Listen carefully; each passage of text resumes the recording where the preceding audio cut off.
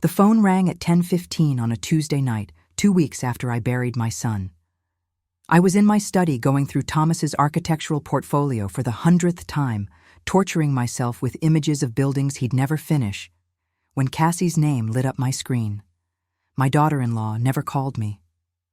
In 4 years of marriage to my son, we'd maintained a polite distance, cordial at family dinners, civil at holidays, but never close. She called me Mrs. Hartwell or Amelia, when forced, never Mom. Mrs. Hartwell? Her voice was shaking. I need you to come to the house. Now. Please. Cassie, what's wrong? Are you hurt? I found something. In Thomas's car. I finally went into the garage tonight to clean it out, and I found... Her voice broke. I can't explain on the phone. You need to see this. Please come now. I don't have much time.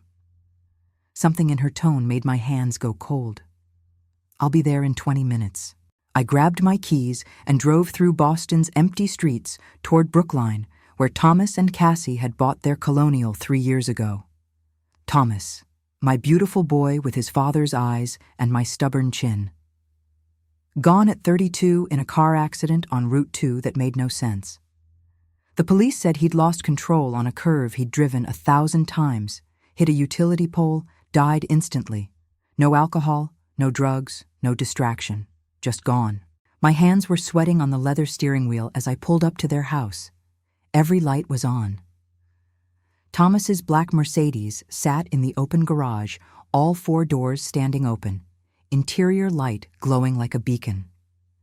Cassie was standing beside it in sweatpants and one of Thomas's MIT hoodies, her blonde hair pulled into a messy knot. Even from the street I could see she'd been crying. I parked at the curb and walked up the driveway. Cassie, what is this about? She didn't answer, just pointed into the back seat of the car. I approached slowly, my heart pounding so hard I could hear it in my ears. The Mercedes still smelled like Thomas. His expensive cologne, the leather conditioner he used religiously, coffee. I looked into the back seat and felt my breath catch. Documents, everywhere, scattered across the leather seats like someone had emptied a filing cabinet. Bank statements, photographs, letters, receipts. And sitting on top of it all, a shoebox with the lid off, overflowing with more papers. I found it hidden under the passenger seat, Cassie said behind me. There's a compartment there that I never knew existed. I was vacuuming, and my hand hit something and it just opened, and all of this was inside. I reached in and picked up the first photograph. Thomas, smiling, his arm around a beautiful dark-haired woman I'd never seen before. She was laughing at something off camera, her hand resting on the shoulder of a little boy, maybe 6 or 7 years old. The boy had Thomas's eyes, my son's exact eyes staring back at me from a child I didn't know existed. My legs went weak. I grabbed the car door to steady myself. Keep looking, Cassie whispered. I picked up another photo. Thomas and the same woman at what looked like a birthday party, the little boy blowing out candles on a cake. Another photo, Thomas on a beach somewhere tropical, the boy on his shoulders, both of them soaking wet and grinning. Another, the 3 of them in front of a Christmas tree. The dates written on the backs, 7 years ago, 6 years ago, 5 years ago, right up through last month. There's more, Cassie said. She reached past me and grabbed a stack of bank statements. Look at these. Monthly transfers, $4,000, every single month, to an account I didn't recognize. I flipped through them, my hands shaking so badly the papers rattled.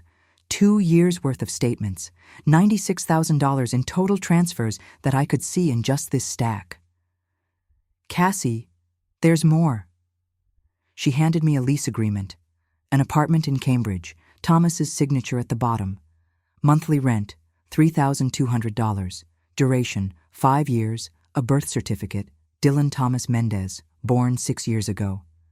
Father, Thomas Andrew Hartwell, utility bills, cable bills. Insurance documents, all for an address in Cambridge I'd never heard of.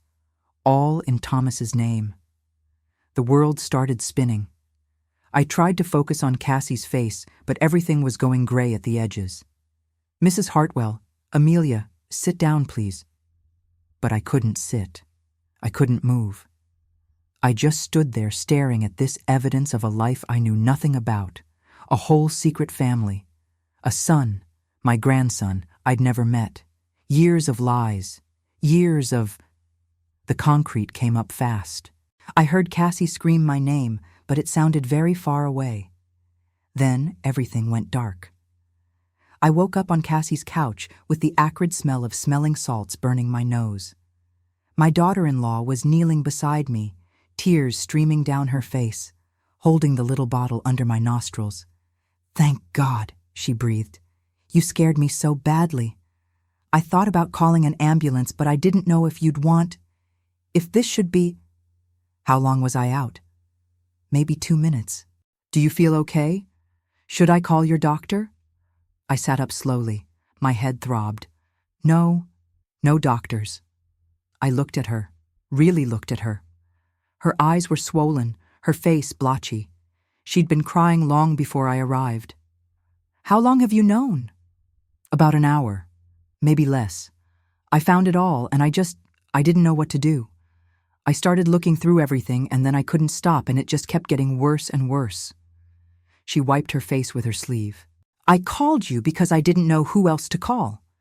Your lawyer? The police? You're his mother. You deserved to know first." I stood up, still unsteady, and walked back outside to the garage. The Mercedes was still sitting there with all its secrets exposed. I started gathering the documents, my hands moving automatically while my brain tried to process what I was seeing. More photographs. Thomas and this woman, Sophia, according to the name on some of the documents, at restaurants, parks, museums, living a whole life together. The little boy in almost every picture, growing from a toddler to a child who looked so much like Thomas, it physically hurt to see. Letters, dozens of them. Some typed, some handwritten in Thomas's distinctive scrawl. I picked up one dated 3 months ago. "Sophia, I don't know how much longer I can do this. Living 2 lives is destroying me. Every time I leave you and Dylan, I feel like I'm abandoning you. Every time I go home to Cassie, I feel like I'm betraying you. My mother. God, if she ever found out, it would kill her. She already lost Dad. If she knew what I've done, what I've become..." I couldn't read anymore. My hands were shaking too hard. "There's something else," Cassie said quietly. She'd followed me back to the garage. "In the glove compartment." I opened it. Inside was a manila envelope, unsealed. I pulled out the contents. Financial statements from my company, Hartwell Properties, the real estate development firm my husband built and I'd taken over after his death 3 years ago. Thomas had been vice president with full access to our corporate accounts, withdrawals, highlighted in yellow by someone, probably Cassie. $4,000 here, $5,000 there, $3,000, $6,000, page after page of them over the past 2 years, all authorized by Thomas's signature. I did the math in my head. Roughly $400,000. Gone. "He stole from you," Cassie whispered. "From his own mother. To support..." She gestured at the photographs scattered across the seat. I felt something crack inside my chest. Not my heart breaking. I'd felt that when Thomas died. This was different. This was the shattering of every belief I'd held about my son, about my judgment, about my life. "Mrs. Hartwell, there's one more thing." Cassie's voice was barely audible. "I found this in the center console. I think you need to read it." She handed me a piece of paper, folded in quarters. I recognized Thomas's handwriting before I even opened it. "I can't do this anymore. The pressure of being perfect, of being what everyone needs me to be, is suffocating me. Mom lost Dad, and she needs me to be strong, to be successful, to take over the company and make her proud. Cassie needs me to be the perfect husband, the man she married, steady and reliable. Sophia needs me to be the father Dylan deserves, present and committed. Dylan needs me to be his dad, to show up and be there for him. And I can't be all of these people. I can't be any of them, not really. I'm failing everyone. Maybe it would be better if I just... The letter cut off there, unfinished. Or maybe it was finished, and Thomas just couldn't write the ending. I looked at the date at the top of the page, 4 days before the accident. Cassie. My voice didn't sound like my own. When exactly did Thomas's accident happen? October 17th, Thursday night, around 10:30. And this letter is dated October 13th. We stared at each other. He was coming from Cambridge that night, Cassie said slowly. The police said he was heading west on Route 2. That's the route from Cambridge back here to Brookline. From Sophia's apartment. Maybe he'd just told her something. Or she told him something. Maybe they fought. Maybe... Cassie's voice broke. Mrs. Hartwell, what if it wasn't an accident? I sat down on the cold garage floor, still holding that unfinished letter. Thomas had been 32 years old. Successful architect. Loving son, as far as I knew. Devoted husband, or so I'd believed. And apparently a liar, a thief, and a man living a double life that had become too heavy to carry. Had my son killed himself? Had I driven him to it with my expectations, my needs, my assumption that he would step into his father's shoes and be the man I needed him to be after I lost my husband? I need to see everything, I heard myself say. Every document, every photo, every receipt. I need to know exactly what Thomas's life really was. Cassie nodded and started gathering papers. We worked in silence, filling boxes with the evidence of my son's secret existence. Bank statements showing not just the monthly transfers, but regular purchases at a grocery store in Cambridge, a pediatrician's office, a children's clothing store, credit card receipts from family restaurants and the Museum of Science, and a trampoline park. Birthday presents, and school supplies and swimming lessons. Thomas had been living a full father's life with this child, while coming home to Cassie every night, while working at my company during the day, while playing the role of grieving son, helping his widowed mother cope with loss. It was almost 3 a.m. when we finished boxing everything up. Cassie made coffee that neither of us drank. We sat at her kitchen table surrounded by the boxes, both of us too shocked to speak. Finally, Cassie said, "What are we going to do?" I didn't have an answer. My son was dead. His secret was exposed. There was a woman in Cambridge who'd lost the father of her child and probably didn't even know he was married. There was a little boy who'd lost his daddy, and there was a company missing $400,000. "I need to call Marcus," I said. Marcus Brennan had been our family's lawyer for 15 years. If anyone could help me navigate this nightmare, it was him.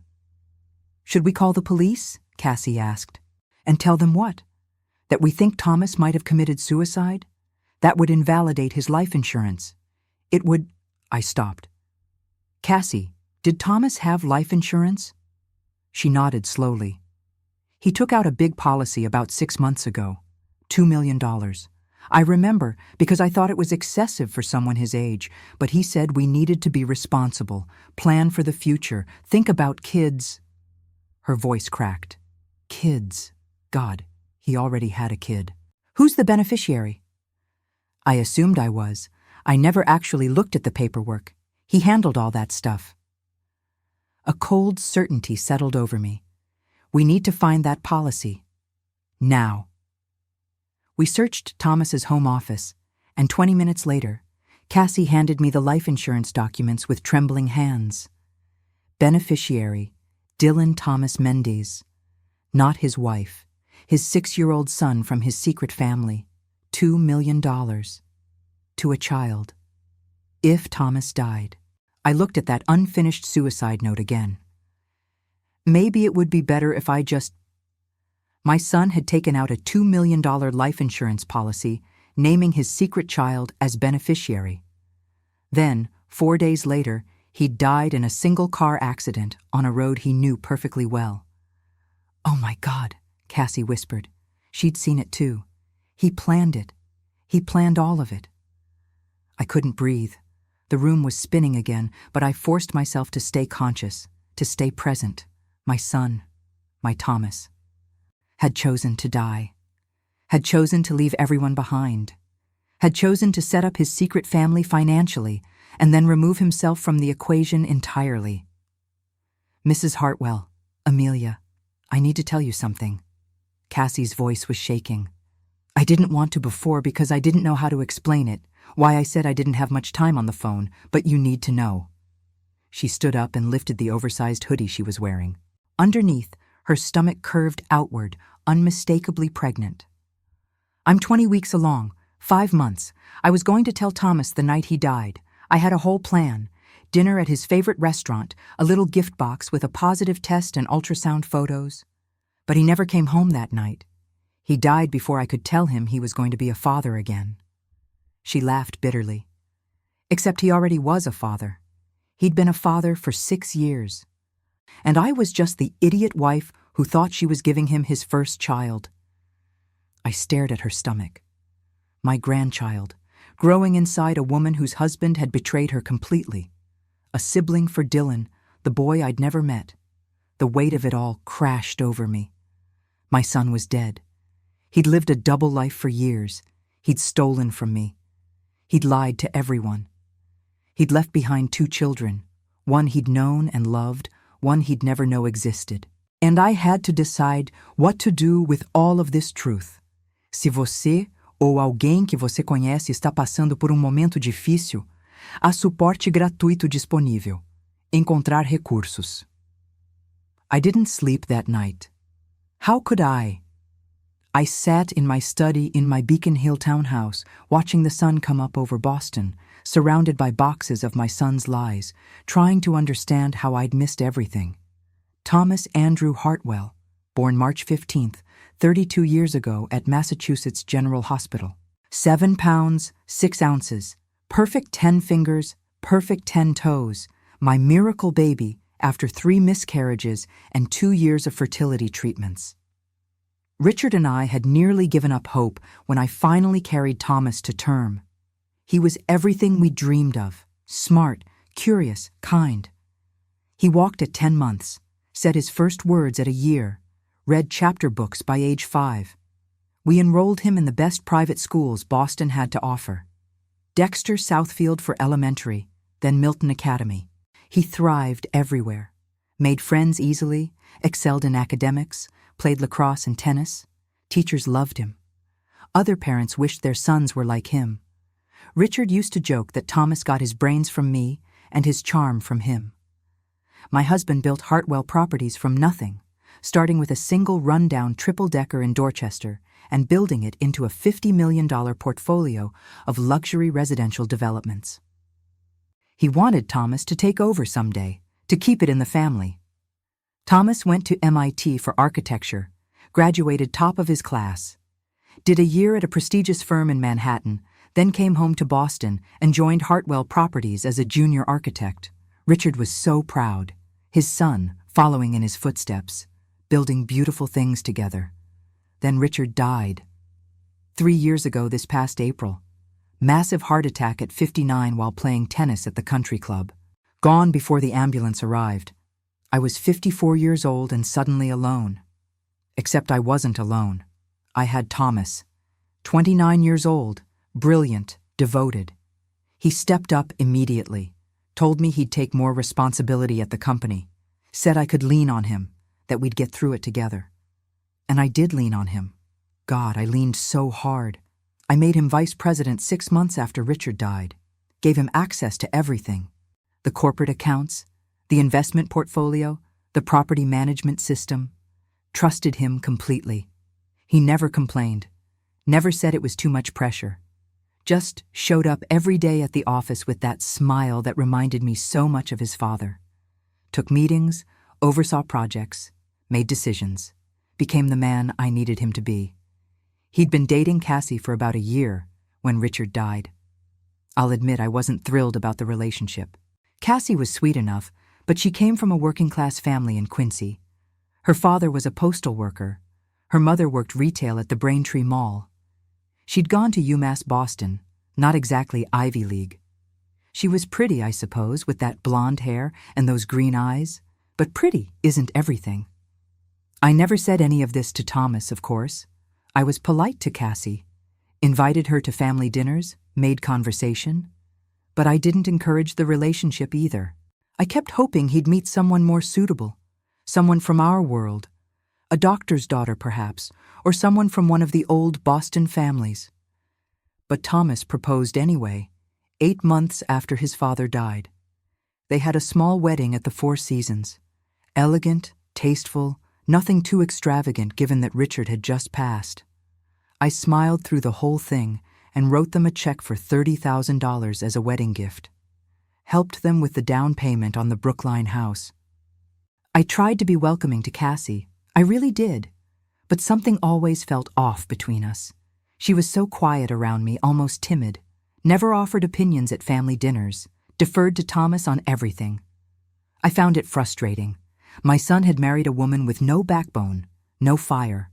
Not like me. I'd built my own career as a real estate agent before Richard and I started the company together. I'd fought my way into rooms full of men who didn't think I belonged there. I'd tripled our portfolio after Richard died, refusing to let grief paralyze me.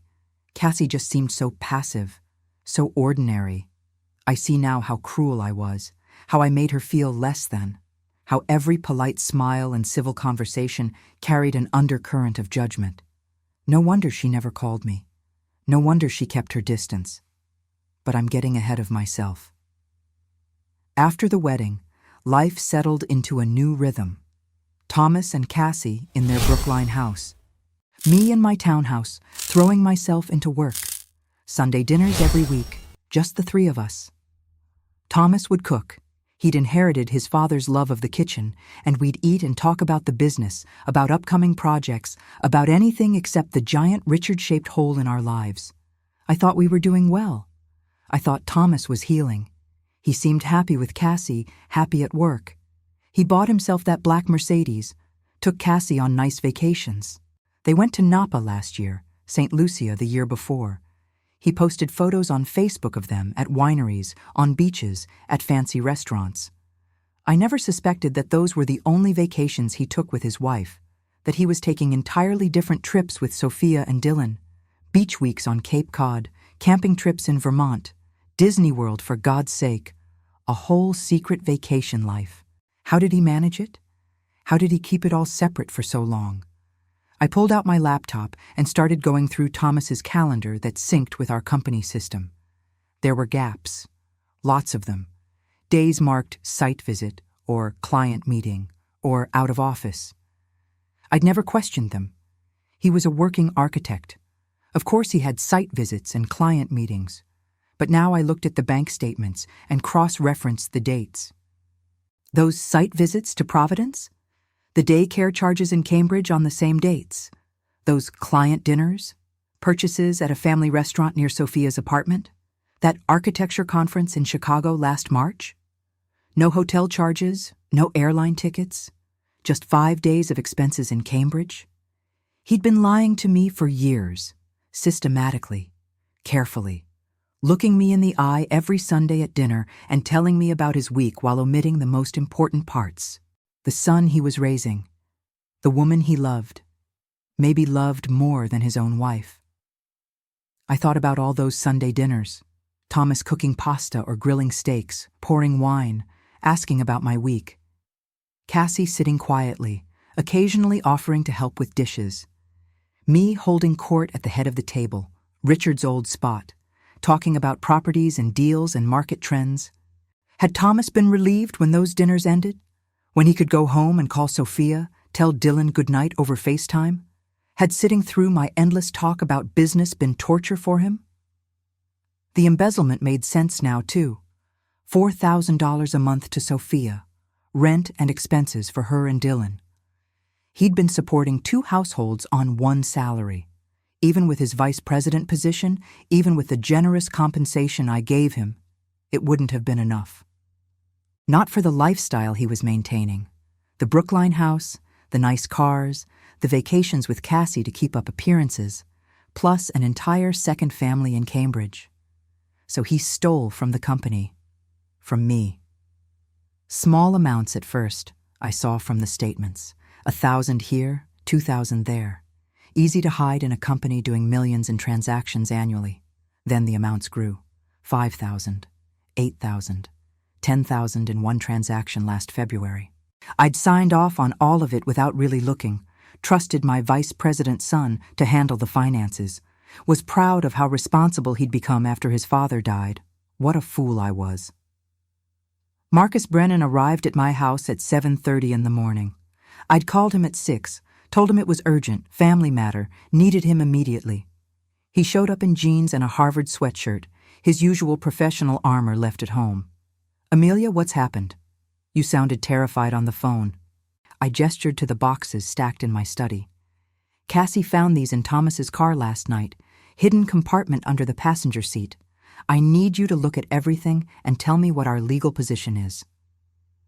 Marcus spent 2 hours going through every document, every photo, every statement.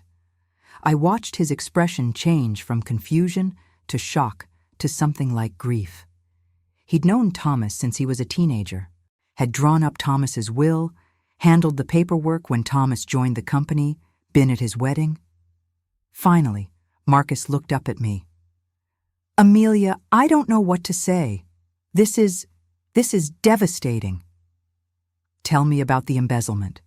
Can we recover the money?" "Some of it, maybe. We'd need to trace where it went, prove that Thomas took it without authorization, file claims. But Amelia, he's dead. We'd be suing his estate, which means suing his beneficiaries. Cassie would be one of them. And this child, Dylan." "What about the life insurance?" Marcus pulled out the policy and read through it carefully. "This is ironclad. $2 million to Dylan Thomas Mendez upon Thomas's death. If the death is ruled a suicide, the policy won't pay out. Most policies have a 2-year suicide clause. But Thomas took this policy out only 6 months ago, so we're well within that window. So if we prove he killed himself, the child gets nothing." "Correct. The money would revert to the estate and be distributed according to Thomas's will, which names Cassie as primary beneficiary." I sat back in my chair. "And if we don't prove it was suicide, if we let it stay ruled as an accident, then Dylan gets $2 million, held in trust until he's 18 most likely, with Sophia as trustee managing it for his benefit. So my son stole $400,000 from me to support his mistress and secret child, then killed himself and left them $2 million more." I laughed, but it came out bitter. "Even in death, he's robbing me." Marcus looked uncomfortable. "We don't know for certain it was suicide. That letter is suggestive but not conclusive. The accident could have been just that. An accident. Maybe he was distracted, upset, emotional after writing that letter. Maybe he made a tragic mistake." "You don't believe that?" "No," he admitted. "I don't. But belief isn't proof. The police investigated. They found no suicide note in the car, no signs of intent. As far as they're concerned, it was a tragic accident. If we push to have it reclassified, we'd need compelling evidence. We have the letter, which isn't dated or signed, which could have been written weeks or months before the accident, which doesn't explicitly state suicidal intent. A defense attorney would argue it shows Thomas was depressed, not that he actively planned to kill himself." I stared at the boxes of evidence. My son's secret life, laid out in documents and photographs. A little boy with Thomas's eyes who'd lost his father. A woman who'd loved my son and built a life with him, believing she was his only family.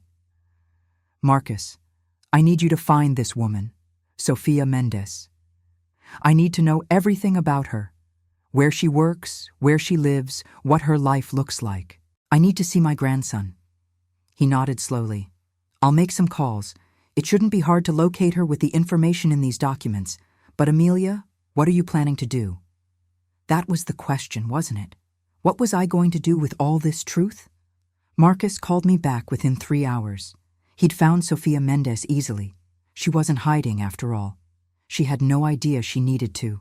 She's a third-grade teacher at the Martin Luther King Elementary School in Cambridge, Marcus said over the phone. 29 years old, been teaching there for 6 years. Lives in a 2-bedroom apartment on Hampshire Street. Clean record, no debts that I could find. By all accounts, she's a perfectly normal, respectable woman.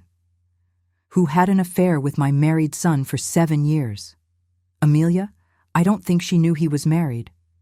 I've been looking at the lease agreement, the utility bills, everything. Thomas told her that apartment was theirs together. He probably said he traveled for work, that he couldn't live there full-time because of his job. She believed she was his partner, not his mistress. That somehow made it worse. This woman thought she had a real relationship with Thomas, thought they were building a life together, thought their son would grow up with his father present, if part-time. She had no idea she was the other woman. I want to see her. And Dylan. Amelia, I don't think that's a good idea. Not yet. You're too raw right now, too angry. Let me reach out to her attorney first, establish contact through proper channels. She doesn't know who I am, does she? Thomas never told her about me. Marcus was quiet for a moment. Probably not. If he was hiding his marriage from her, he was certainly hiding his mother. Then she won't recognize me. I could just show up. See my grandson. And say what? Hello? I'm the mother of the man who lied to you for 7 years? Amelia, please, think this through. But I'd stopped listening. I had a grandson, a 6-year-old boy named Dylan who carried Thomas's blood, who had my son's eyes, who'd lost his father without ever knowing his father had another family. I drove to Cambridge that afternoon, found the apartment building on Hampshire Street, a modest 3-story walk-up, nothing fancy but well-maintained. Not the kind of place Thomas grew up in, not the kind of place I would have chosen, but suitable for a teacher's salary, especially if Thomas was paying the rent. I sat in my car across the street for an hour, feeling ridiculous. What was I doing? Stalking my dead son's mistress? Spying on a child? Then the front door opened, and she came out. Sofia Mendez. She looked different than in the photos. Older, thinner, with dark circles under her eyes. Grief, I realized. She was grieving Thomas just like I was. Maybe more, because she'd lost him without the comfort of public mourning. No funeral she could attend. No condolences from friends who understood her loss. Dylan came out behind her, bundled in a blue jacket, backpack on his shoulders. My breath caught. He looked exactly like Thomas at that age. Same dark hair, same sharp chin, same way of walking with just a little bounce in his step. Sofia took his hand, and they walked down the street together. I watched them disappear around the corner, probably headed to the elementary school just a few blocks away. My grandson, going to school, living his normal life, not knowing his father was dead or married or a liar who'd stolen hundreds of thousands of dollars. Did Sofia know yet? Had the police contacted her? Or was she still waiting for Thomas to call, to show up, to explain where he'd been for the past 2 weeks? I drove back to Beacon Hill and called Marcus again. Did the police notify Sofia about Thomas's death? I don't know. I can find out. Why? Because if they didn't, she's been sitting in that apartment for 2 weeks thinking Thomas abandoned her, thinking he just disappeared without explanation. Marcus made some calls, came back with an answer that made my stomach turn. The police had no reason to contact her. She wasn't listed as next of kin anywhere. His emergency contacts were you and Cassie. Sofia Mendez doesn't exist in Thomas's official life. As far as the state of Massachusetts knows, she's just a woman he paid rent for. So she doesn't know he's dead. Probably not. I sat with that information. This woman was living in limbo, wondering why the father of her child had vanished. Maybe she'd tried calling him. Maybe his phone went straight to voicemail. I'd turned it off after the funeral, couldn't bear to hear it ring with calls from clients and friends. Maybe she thought he'd finally chosen his other life, his real life, and abandoned her and Dylan completely. Marcus, someone needs to tell her. That's not your responsibility. He was my son. That's his child. It's absolutely my responsibility. Over the next week, I learned everything I could about Sofia Mendez.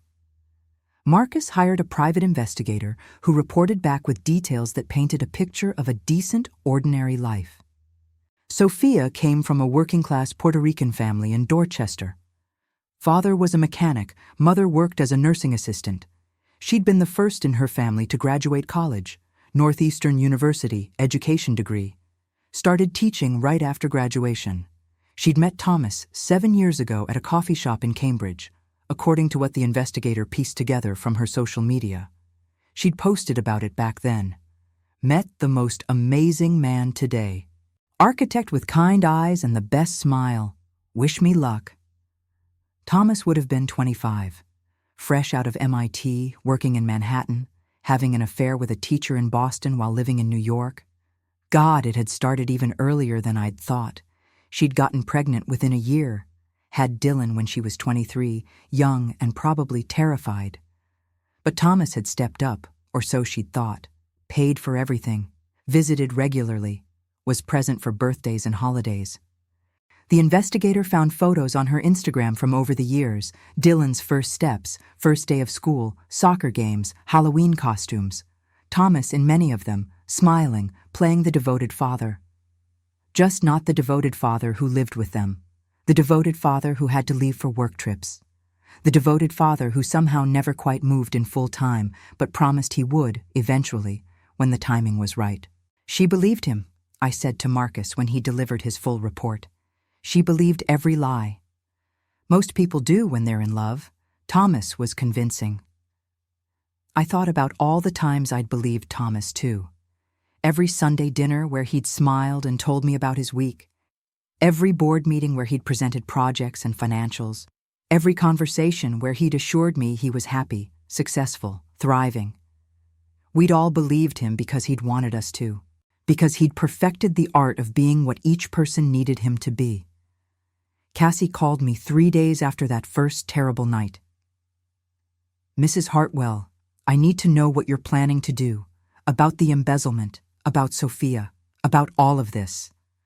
I'm the executor of Thomas's estate, and I need to understand what I'm dealing with. We met at a quiet restaurant in Back Bay. Cassie looked exhausted, the pregnancy starting to show despite her loose clothing. She'd lost weight everywhere except her stomach. Not eating enough, I suspected. Too stressed to keep food down. How are you feeling? I asked, which surprised both of us. I'd never asked Cassie about her health or well-being in 4 years of knowing her. Physically? Fine. The baby's healthy. Emotionally? She laughed bitterly. I'm a widow at 29, pregnant with the child of a man who lived an entire secret life. How do you think I'm feeling? I'm sorry. That was a stupid question. We ordered food neither of us wanted and sat in uncomfortable silence until Cassie finally spoke. I loved him. I really did. I know you never thought I was good enough for Thomas, but I loved him completely. I thought we were building a life together, planning for kids, talking about growing old together, all of it. Cassie, let me finish. I need to say this. I loved your son, and he lied to me every single day of our marriage. Every morning when he left for work, every night when he came home, every vacation, every dinner, every conversation. All of it was built on lies, and the worst part is I keep going back through everything, looking for signs I missed, clues I should have seen, and I can't find them. He was that good at lying. Tears were streaming down her face. The other restaurant patrons were starting to stare, but she didn't seem to care.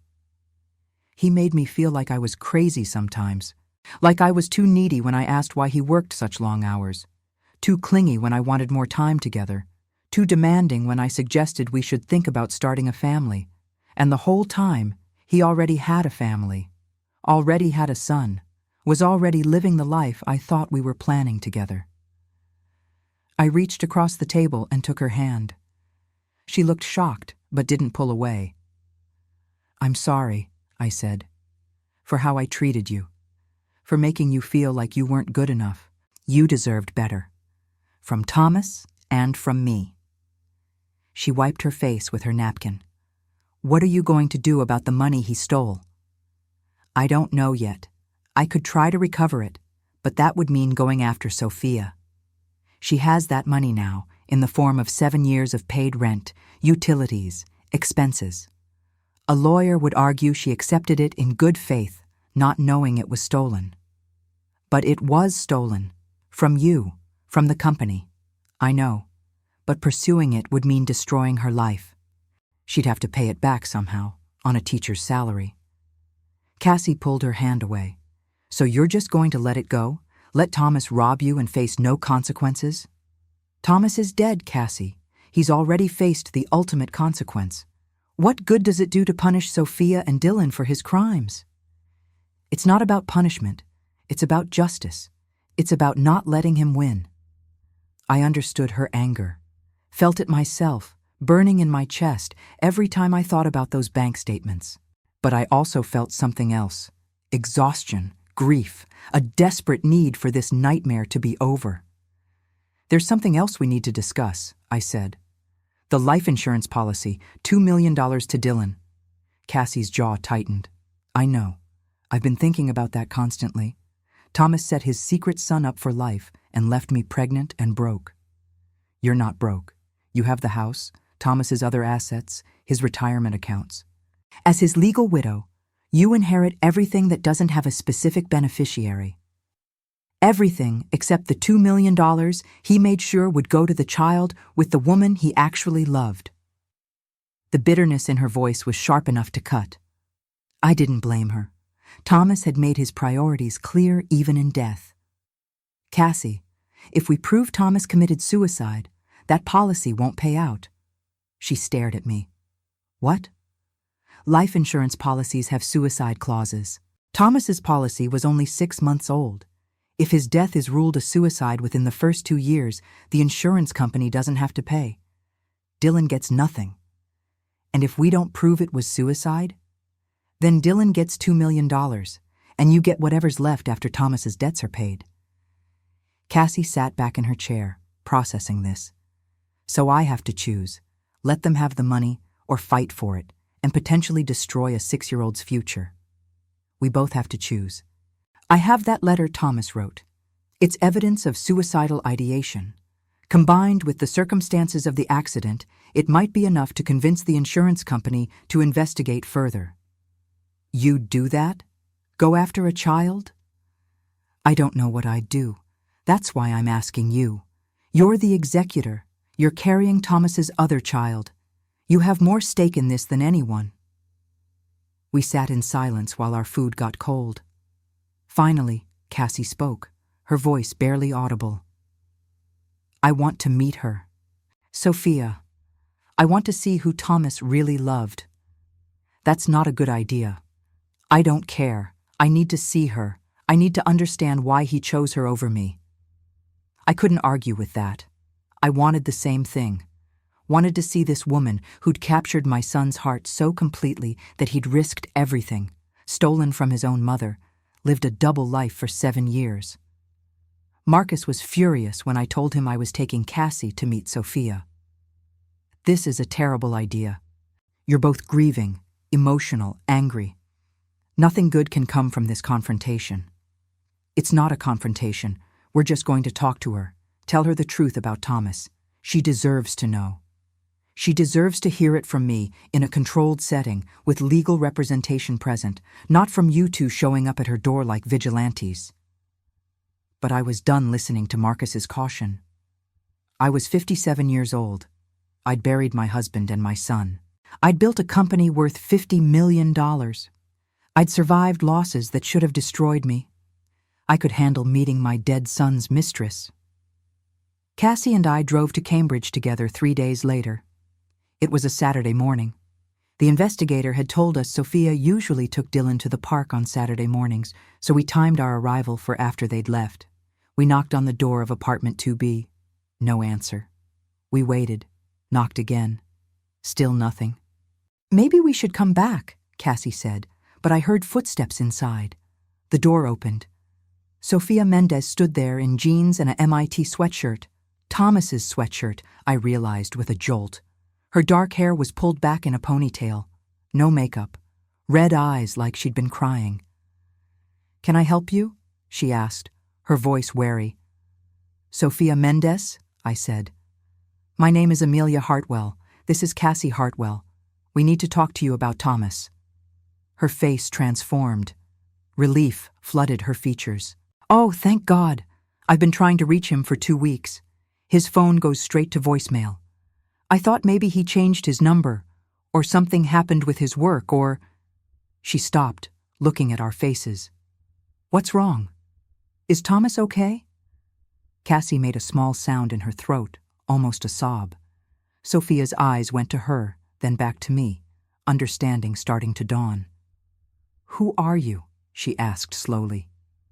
"How do you know Thomas?" "I'm his mother," I said. "And this is his wife." The door started to close, but I put my foot in the way. "Please, we need to talk. Thomas died 2 weeks ago, in a car accident.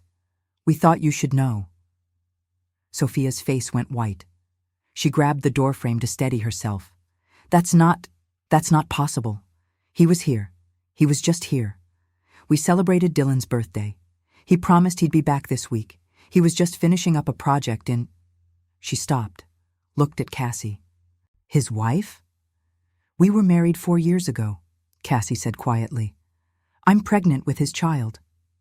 Sophia slid down the doorframe to sit on the floor, her hand over her mouth. No, that's not. Thomas wouldn't. We've been together for 7 years. We have a son. He's at the park right now with my mother. He's waiting for his father to come home." "Can we come in?" I asked gently. "Please. We have things you need to see."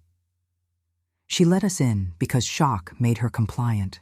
Her apartment was small but tidy, full of photos of Dylan and Thomas. A child's artwork covered the refrigerator, toys in a basket in the corner. A life.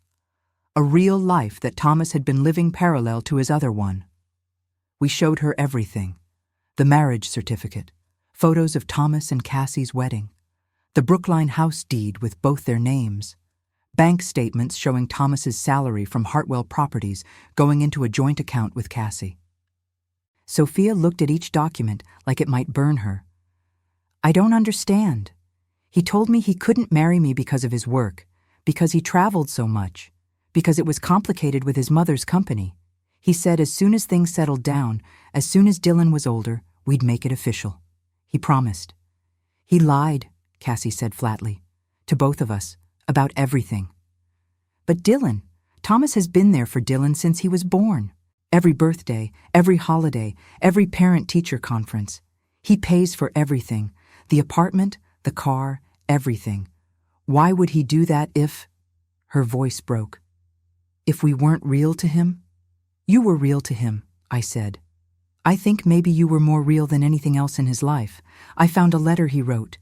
He said living 2 lives was destroying him, that he couldn't be what everyone needed him to be." Sophia's head snapped up. "A letter? When?" 4 days before the accident. Before his death. "What did it say? Exactly?" I pulled out a copy of the letter Marcus had made, watched her read it, watched tears stream down her face as she saw Thomas's handwriting, his words about the pressure, the suffocation, the inability to be perfect for everyone. "He killed himself," Sophia whispered.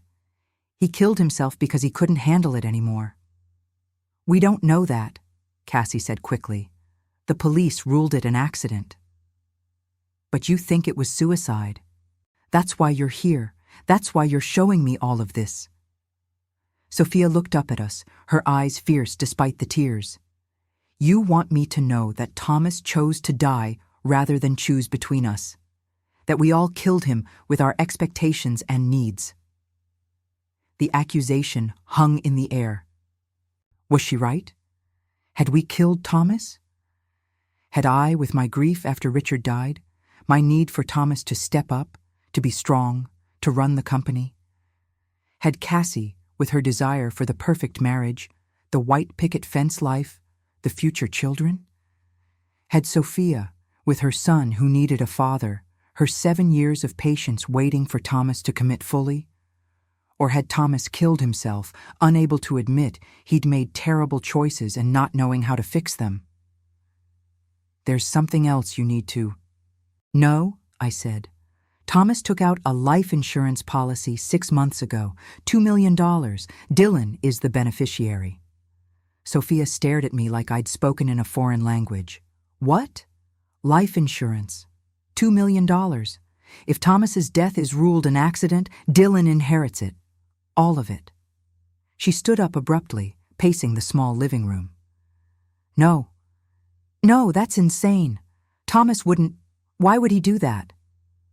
Because he knew, Cassie said, her voice hard. He knew what he was planning. He set Dylan up financially and then removed himself from the equation. You think he planned it? That he deliberately crashed his car to... Sophia couldn't finish the sentence. She pressed her hands to her temples. No, Thomas loved Dylan. He wouldn't leave him like that. He wouldn't traumatize him that way. But he did leave him, I said quietly. Whether it was planned or not, Thomas is gone, and Dylan has to grow up without a father. Sophia sank back onto the couch, her whole body trembling. I need to tell Dylan, oh God, I need to tell my 6-year-old that his father is dead. How do I do that? What do I say? You tell him his father loved him very much, Cassie said, her hand moving unconsciously to her pregnant belly. You tell him there was an accident. You don't tell him about the lies or the other family or any of this. You protect him from all of it. For the first time, the two women looked at each other with something like understanding. Both of them facing motherhood. Both of them dealing with Thomas's legacy. Both of them trying to figure out how to protect children from the truth about their father. The insurance money, Sophia said after a long moment. If it's suicide, Dylan doesn't get it? No, the policy has a 2-year suicide clause. Thomas only took it out 6 months ago. So if you prove he killed himself, Dylan loses $2 million. Yes. Sophia's laugh was bitter. And let me guess, the money would go to his estate instead. To his widow. She looked at Cassie. To you. I don't want it, Cassie said immediately. I don't want anything that comes from Thomas's death. I just want... Her voice broke. I don't know what I want anymore. I have to tell you something, Sophia said, looking at both of us. Something Thomas told me 3 weeks ago. He came over late, around midnight, said he'd been working, but I could tell something was wrong. He seemed agitated, scared even. He told me he'd made terrible mistakes, that he'd done things to protect us that he shouldn't have done. My heart started pounding. What things? He wouldn't say exactly. Just that he'd borrowed money he couldn't pay back, that it was all catching up to him. He asked me if I'd be okay financially if something happened to him. I told him nothing was going to happen, that he was just stressed about work. But he kept pushing, made me promise that if anything happened, I'd take care of Dylan first, always put Dylan first. He knew, Cassie whispered. He knew the embezzlement would be discovered eventually. He knew it was all about to fall apart. I felt sick. Did he say anything else? He told Dylan he loved him about 100 times that night, held him so tight Dylan complained. Then Thomas kissed me and said I deserved better than what he could give me. I thought he was talking about not being able to move in with us, about his work schedule. But he was saying goodbye, wasn't he? The 3 of us sat in that small apartment with the truth settling over us like ash. Thomas had known his lies were collapsing, had known he'd be exposed as a thief, a cheater, a fraud, had taken out that insurance policy as a final act of provision for his secret son, then ended his life before anyone could discover what he'd done. There's more, I said, because they deserve to know everything. The money Thomas was sending you every month, the rent, the expenses, all of it, he stole it from my company. Almost $400,000 over 2 years. Sophia's face went gray. No, he had a good job. He told me he was vice president at his mother's company. He said he made good money. He did, but not good enough to maintain 2 households, 2 cars, vacations with both families, and all the expenses of his double life. So he took money from Hartwell Properties. From me. Oh, God. Sophia stood up and walked to the window, her back to us. So this apartment, Dylan's clothes, his school supplies, everything.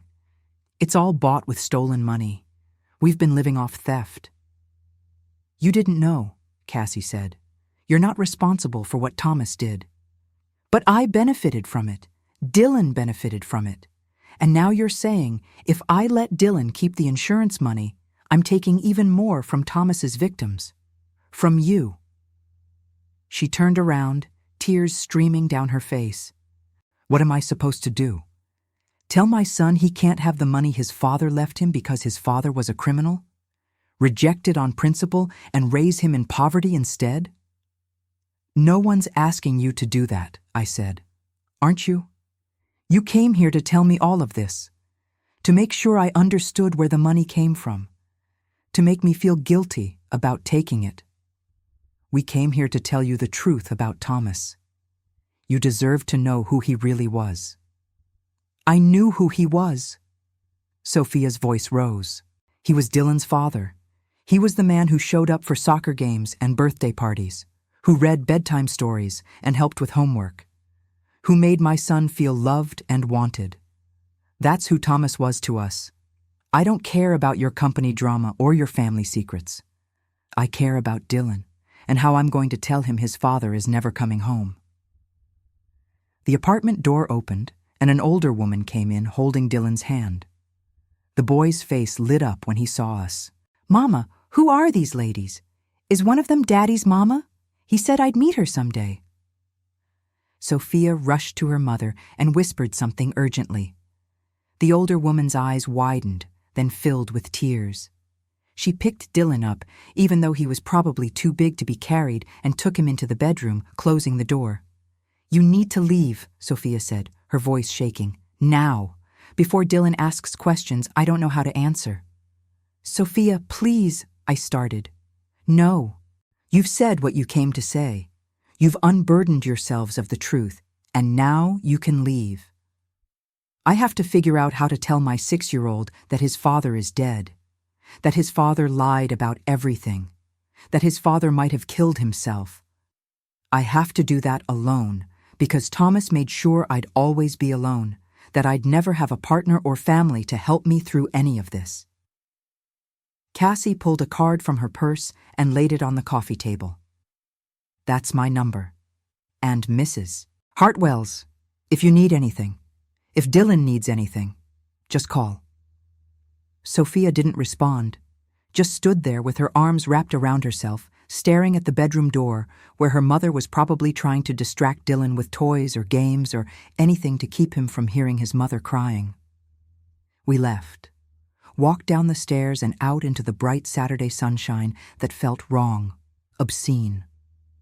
The world shouldn't be bright and beautiful when everything was falling apart. In the car, Cassie finally spoke. She's right, you know. We did come there to unburden ourselves, to make her share the weight of Thomas's lies. That was cruel. She needed to know the truth. Did she? Or did we just need her to know? Need someone else to feel as betrayed and angry as we do? I didn't have an answer.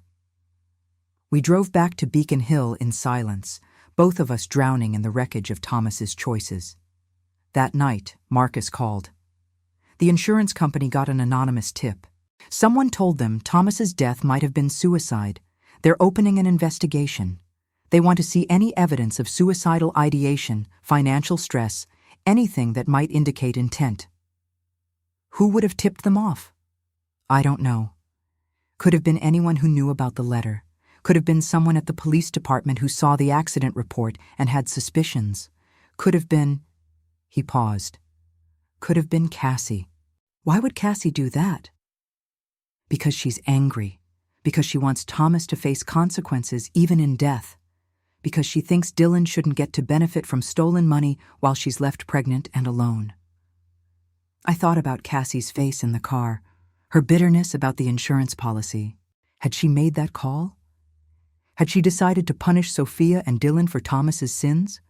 Or had I already done that by showing up at Sophia's door and telling her where the money came from? Either way, the choice was no longer ours. The insurance company was investigating. The truth about Thomas's death would come out, and Dylan's $2 million hung in the balance. The insurance investigator was a woman named Patricia Chen. Mid-40s, sharp eyes, expensive suit.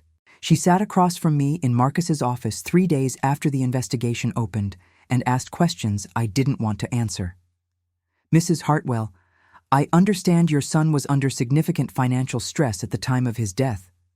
Can you walk me through the timeline of when you discovered the embezzlement?" I looked at Marcus. He nodded slightly. We'd agreed to cooperate fully with the investigation. Hiding information would only make things worse. I discovered it 2 weeks after Thomas died. My daughter-in-law found documents in his car that showed he'd been taking money from Hartwell Properties for approximately 2 years. How much money? Around $400,000. Patricia made a note. And what was he using this money for? To support a second family, a woman named Sophia Mendez and their 6-year-old son, Dylan. His wife knew about this second family? No, neither did I. Thomas kept it secret from everyone in his official life. Maintained 2 complete households, 2 separate relationships for 7 years without detection. That requires significant compartmentalization. Would you say your son was under psychological stress? Obviously. He wrote a letter expressing feelings of being overwhelmed, unable to meet everyone's expectations. I'd like to see that letter. Marcus slid a copy across the desk. Patricia read it carefully, her expression neutral. When she finished, she looked up at me. "This letter isn't dated. It's not addressed to anyone. There's no explicit statement of suicidal intent. What makes you believe it's connected to his death?" It was found with the other documents hidden in his car, and it was written 4 days before he died. How do you know when it was written? I hesitated. The handwriting, the paper quality, it seemed recent. So you're guessing. You don't have concrete proof of when this was written. No, I admitted. Patricia leaned back in her chair. "Mrs. Hartwell, I've reviewed the police report. Your son's accident occurred on a clear night on a road he drove regularly. There were no skid marks suggesting he tried to brake or swerve. The angle of impact suggests he drove directly into the utility pole at approximately 55 miles per hour.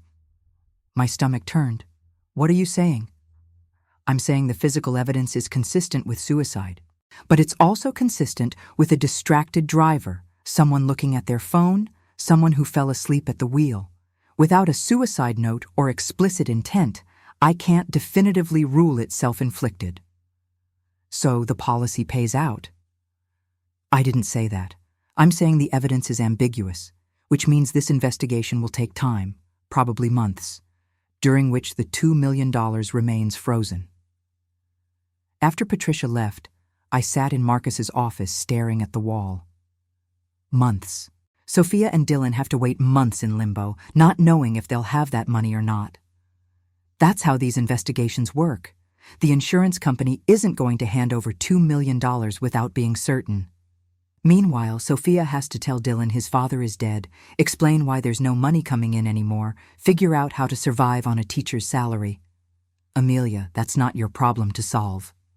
Isn't it? Thomas stole from me to support them. The least I can do is make sure they don't starve while the insurance company takes their time deciding if my son killed himself. Marcus sighed. What are you thinking? I'm thinking I should talk to Cassie, see if she's the one who tipped off the insurance company. If she is, maybe she can help me fix this. I found Cassie at the Brookline house, packing up Thomas's office. She'd lost more weight, her face gaunt despite the growing baby bump. She didn't look up when I came in. Did you call the insurance company? I asked directly, her hands stilled on the box she was packing. What? Did you tip them off about Thomas's possible suicide? She turned to face me. No, I thought about it. God knows I wanted to. But I didn't make that call. Then who did? I don't know. Maybe Sophia herself. Maybe she doesn't want money that came from Thomas killing himself. Maybe she has more integrity than we gave her credit for. I sat down in Thomas's desk chair. It still smelled like him. The investigation is going to take months. Patricia Chen made that very clear. Dylan won't see any of that money for a long time, if ever. Good. Cassie. No, let me talk. That little boy got 6 years with Thomas. 6 years of birthday parties and bedtime stories and soccer games. 6 years of having a father who showed up, who was present, who chose to be there. You know how many times Thomas missed important things with me? Our anniversary last year because of a work emergency. Thanksgiving 2 years ago because of a project deadline. How many of those were actually him being with Dylan? How many times did he choose them over me? Her voice was rising, years of resentment pouring out. So no, I don't feel sorry that Dylan has to wait for his $2 million. I don't feel sorry that Sophia has to figure out how to survive on her own. Thomas made his choices. He chose them over and over again. The least they can do is live with the consequences. Cassie, you're angry. I understand that. But Dylan is 6 years old. He's innocent in all of this. So is my baby. She put both hands on her stomach. My baby will never meet her father, will never have any memories of him, will grow up with stories and photos but no real connection. At least Dylan had 6 years. At least Dylan knows what he lost. Your baby will have you. And she'll have me, if you'll let me be part of her life. And she'll have financial security because you inherit Thomas's estate. After the debts are paid, after the lawyers take their fees, after whatever the company manages to recover from the embezzlement, you know what'll be left? Maybe $300,000. Split that for college, for living expenses, for raising a child alone for 18 years. It's not nothing, but it's not $2 million. I understood then. This wasn't about justice or punishment. It was about Cassie feeling like she came in second place even in death. That Thomas had provided better for his secret family than for his legal wife. What if we could make it right? I said slowly. Both of you. What if I made sure both children were taken care of?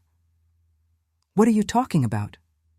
I'm talking about setting up a trust fund for Dylan, separate from the insurance money, something that guarantees his education, his future. And doing the same for your daughter. Equal amounts for both of Thomas's children. Cassie stared at me. You'd do that? After he stole from you? I'd do it because they're my grandchildren. Because they didn't choose any of this. Because maybe I can't fix what Thomas broke, but I can at least make sure his children don't suffer for his mistakes. How much are we talking about? $1 million each, held in trust until they're 25, for education, healthcare, housing, managed by Marcus to ensure it's used appropriately. $2 million total, the same amount as the insurance policy.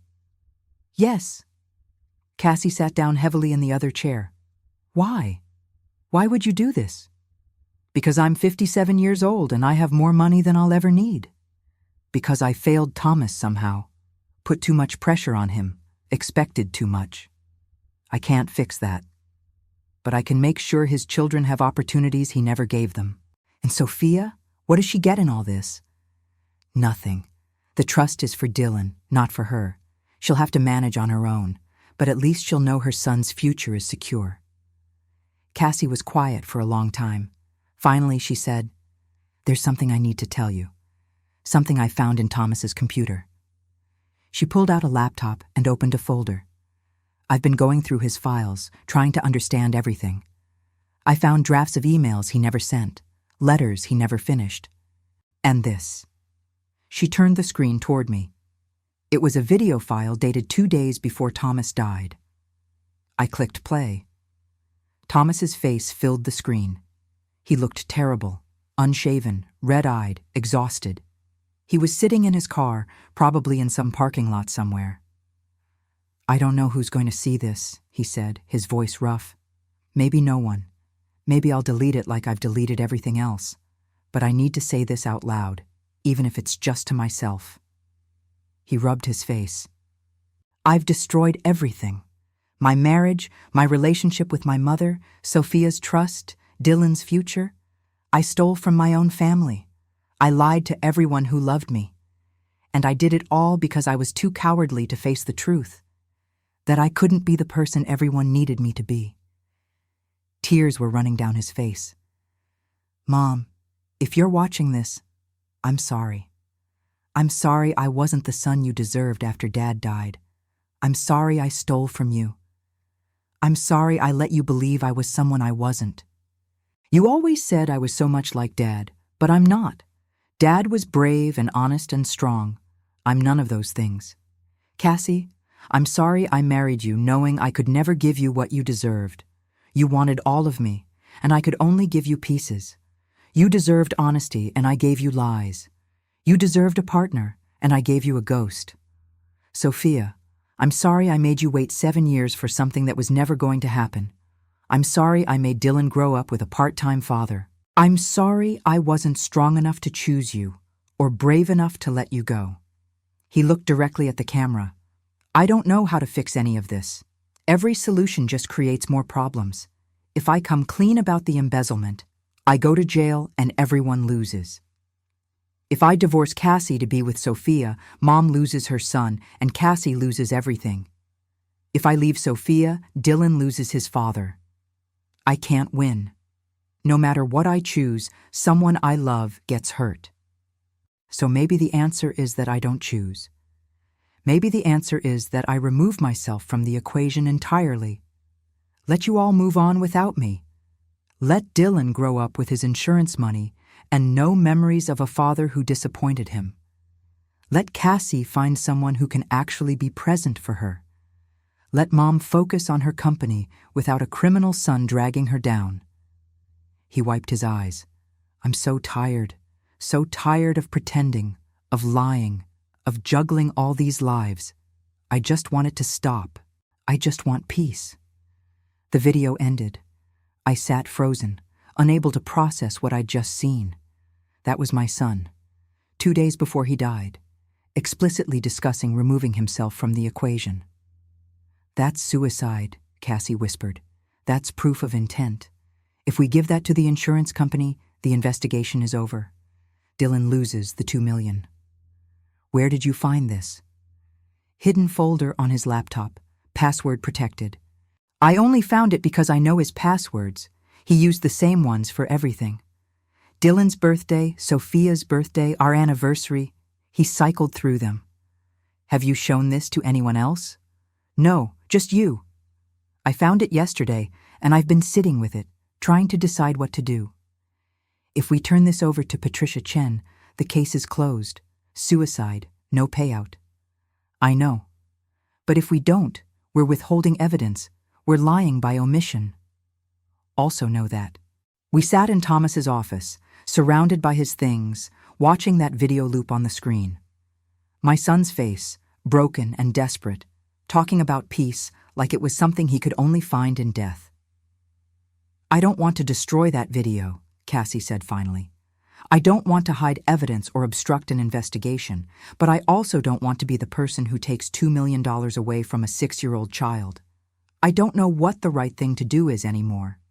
Neither do I. My phone rang. Sophia. I looked at Cassie, who nodded. I answered on speaker. Mrs. Hartwell? Sophia's voice was shaking. I need to talk to you. It's important. Can you come to Cambridge, both of you, if Cassie is willing? What's this about? I found something. In Thomas's things that he left here. Something you both need to see.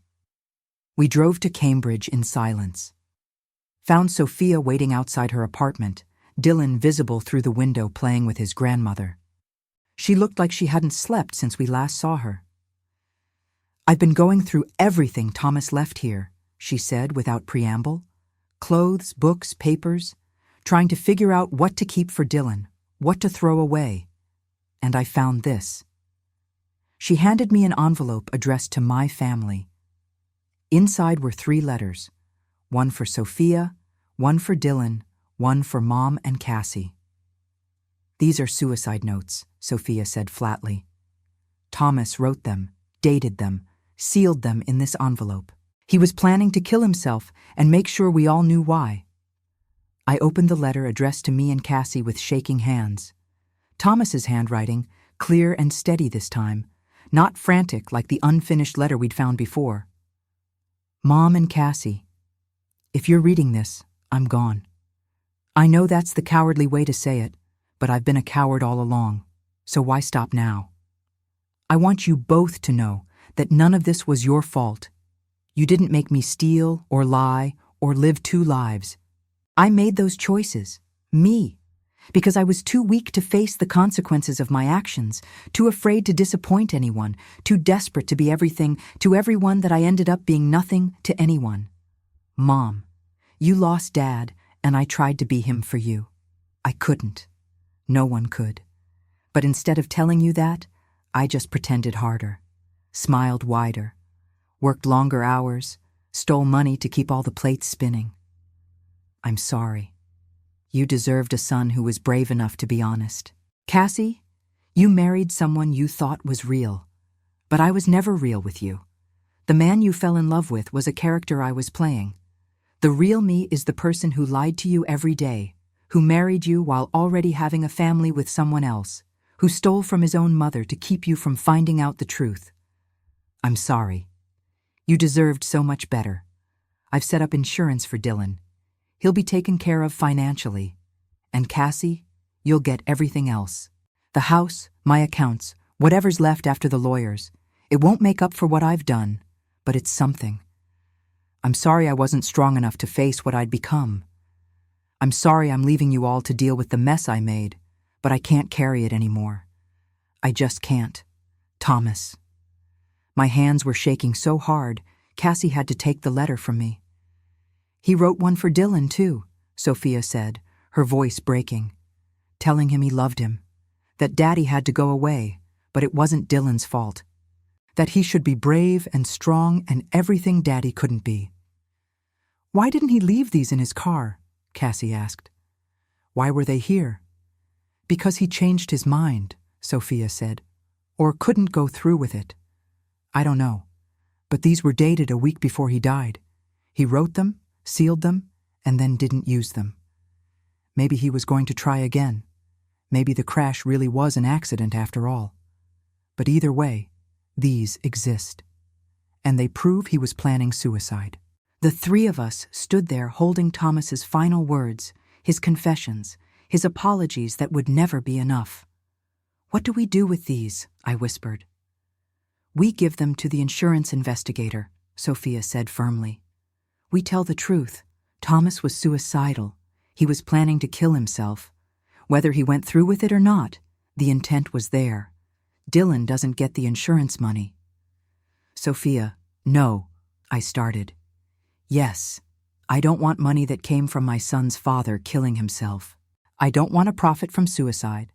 And I don't want Dylan growing up knowing his college fund came from his father's death. We'll manage. We managed before Thomas. We'll manage after.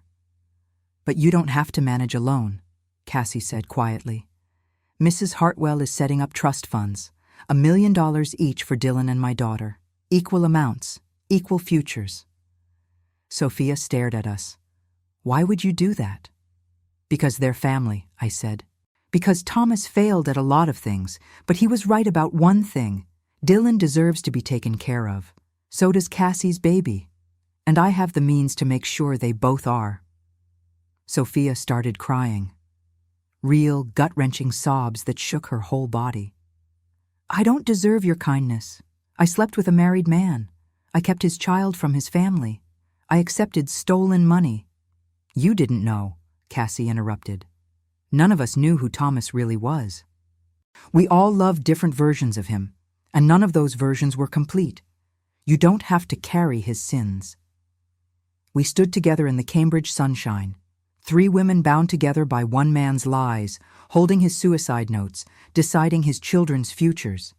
It should have felt like an ending. Instead, it felt like the beginning of something I didn't have a name for yet. Patricia Chen accepted the suicide notes without comment, read them carefully, made copies, filed them in her investigation folder. 3 days later, the insurance company officially denied the claim. Thomas's death was ruled suicide. Dylan would not receive $2 million. Sophia called to tell me she'd received the denial letter. Her voice was steady, resigned. "It's done then. We move forward." "The trust fund paperwork is ready," I told her. "Marcus has everything prepared. $1 million for Dylan, held until he's 25. Full college tuition before that, if he chooses to go. It's separate from anything Thomas did, separate from the embezzlement or the lies. It's just from me to my grandson." I don't know what to say. "You don't have to say anything. Just let me meet him. Let me be part of his life if you're willing." There was a long pause.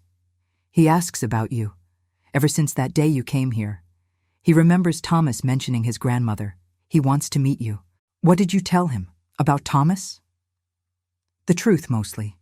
That his daddy died in an accident. That his daddy loved him very much but had problems he couldn't solve. That his daddy made mistakes but tried to do right by him. I didn't tell him about the stealing or the lies or any of that. He's 6. He doesn't need to carry that weight." "Thank you for protecting him from the worst of it. It's what mothers do, isn't it? We carry the weight so our children don't have to." I met Dylan 2 weeks later at a playground in Cambridge. Sophia brought him, stayed close but gave us space. He was beautiful. Dark hair like Thomas, eyes exactly like my son's, but with an openness in his expression that Thomas had lost somewhere along the way. "You're my daddy's mama?" he asked, tilting his head to study me. "I am, which makes me your grandmother." "Can I call you Grandma?" My throat tightened. I'd like that very much. He took my hand, small and trusting, and pulled me toward the swings. "Daddy used to push me really high. Can you push me?" I pushed him on the swings for an hour, while Sophia watched from a bench. Dylan talked constantly, about school, his friends, his favorite dinosaurs, a loose tooth that wouldn't come out. Normal 6-year-old chatter. He mentioned Thomas occasionally, always in present tense, as if his father was just away on a trip, would be back soon. "Does it hurt?" he asked suddenly, his legs pumping to keep the swing moving. "Missing someone?" "Yes, it hurts a lot. Mama cries sometimes, at night when she thinks I'm sleeping. I hear her. Your mama is very sad. We all are. But it gets easier, slowly. The hurt doesn't go away, but you learn to live with it. Will you come back to push me on the swings again?" "As often as you want me to." He smiled then, Thomas's smile on a child's face. "Good. I think Daddy would like that." Cassie had her baby girl in March, 7 pounds, 2 ounces, dark hair like Thomas, but Cassie's green eyes. She named her Eleanor Grace Hartwell. Eleanor after Cassie's grandmother, Grace after no one in particular, just because Cassie liked it, said it meant a fresh start. I held my granddaughter in the hospital, this tiny person who would never know her father, and felt something in my chest unlock. Not healing exactly, but maybe the beginning of it. A way forward through the grief. "She looks like him," Cassie said from the hospital bed. "I see it already. She looks like herself, her own person. She doesn't have to be Thomas." "No, she doesn't. Thank God for that." We'd grown closer over the past months, Cassie and I. Grief had forced us into proximity, and somewhere in that forced intimacy, we'd found something like friendship. She'd moved into my townhouse for the last month of her pregnancy, my insistence. The Brookline house held too many ghosts, too many memories of Thomas. She needed space from all of it. Now, holding Eleanor, I made her a promise. "I'm going to do better by you than I did by your father. I'm going to let you be who you are, not who I need you to be. I'm going to love you without expectations or pressure or demands. I'm going to be the grandmother who shows up and listens and supports, not the one who controls and judges and pushes." "She's lucky to have you," Cassie said softly. "We both are." Marcus recovered about $200,000 of the embezzled money through various legal channels. The rest was gone, spent on 7 years of supporting Sophia and Dylan. I could have pushed harder to recover it all, could have sued Sophia for unjust enrichment, could have made their lives miserable in pursuit of justice. I chose not to. Let it go. Considered it the cost of my own blindness, my own failure to see what my son was struggling with. Sometimes justice matters less than peace. The trust funds were established. $1 million each for Dylan and Eleanor, managed by Marcus, available for education and housing and health care. Equal treatment for both of Thomas's children, regardless of the circumstances of their birth. It was what Thomas should have done himself if he'd had the courage. I sold Hartwell Properties 6 months after Thomas died. $53 million to a national development firm. More money than I could spend in 3 lifetimes. I kept enough to live comfortably, put aside the trust funds for the children, and donated a significant portion to mental health organizations. In Thomas's name, though I didn't say that publicly. He didn't deserve the recognition, but the cause mattered regardless. Without the company to run, I had time. Time to see Dylan every week, pushing him on swings and reading him stories and teaching him chess. Time to help Cassie with Eleanor, changing diapers and walking the floor at 3 a.m. when the baby wouldn't sleep. Time to get to know Sophia, carefully and slowly, building something that wasn't quite friendship but wasn't animosity either. Mutual respect, maybe. Shared understanding of what it meant to love someone who was fundamentally dishonest. "Do you hate him?"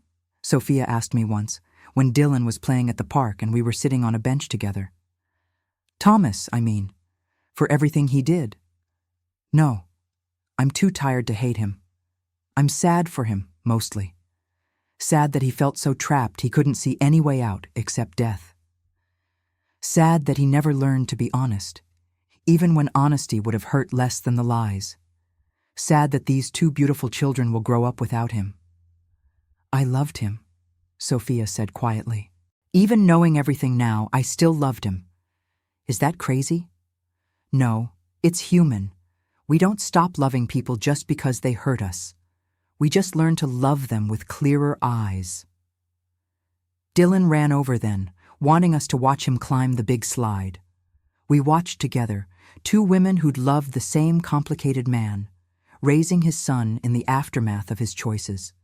Some days, I wake up angry at Thomas, furious that he was so weak, so selfish, so unable to face his problems like an adult. Other days, I wake up angry at myself, wondering how I missed the signs, how I pushed him toward perfection until he broke under the pressure. Most days, I just wake up grateful. Grateful for Dylan's laugh and Eleanor's smile.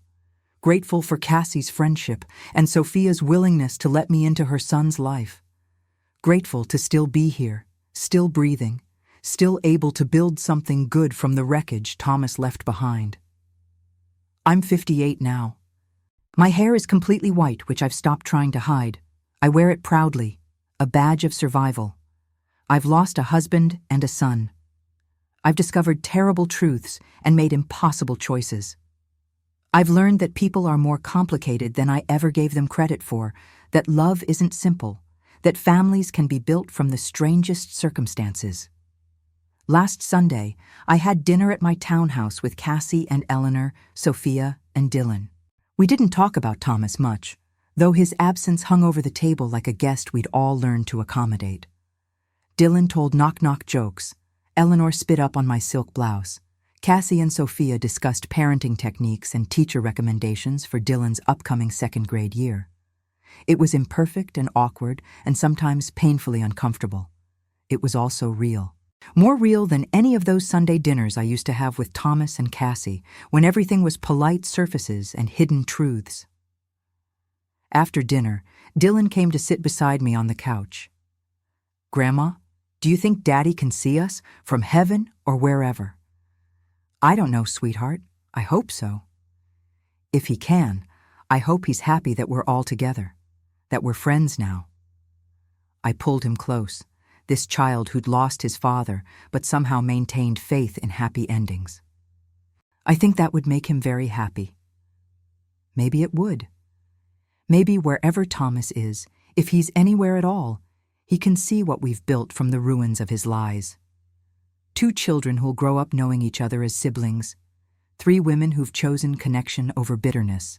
A family, strange and fractured, but real, born from tragedy and sustained by choice.